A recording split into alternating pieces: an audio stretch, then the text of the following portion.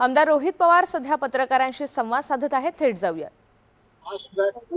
एक इंडिपेंडेंट आहे, म्हणजे तिथल्या तिथं लगेच प्रत्येक केस, पॉक्सोची केस असू द्या नाही तर रेपची केस असू द्या, तिथल्या तिथं त्याला एक रूल बुक आहे. त्याच्याबरोबर एक कमिटी निर्माण केली जाते या बाबतीतला फॉलोअप करण्यासाठी.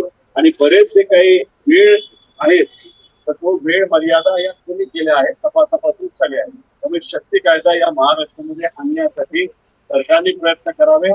आम्ही सुद्धा अराजकीय पद्धतीने त्यांचा आधी पाठिंबा दिलाच होता, याच्या पुढे त्या ठिकाणी पाठिंबा देतो.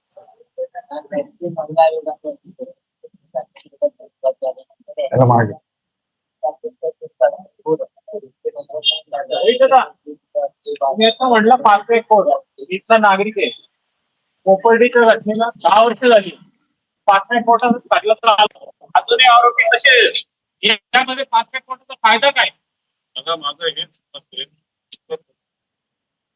की इमारतची बोलत असताना गेलो होतो, तिथं सामाजिक कार्यकर्ते आणि काही वकील संघटनेचे लोक तिथं आले होते.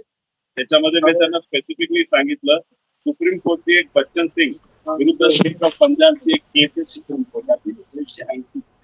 त्याच्यामध्ये मागणी राज्य सरकारकडून किंवा कॅपिटल पनिशमेंटची मागणी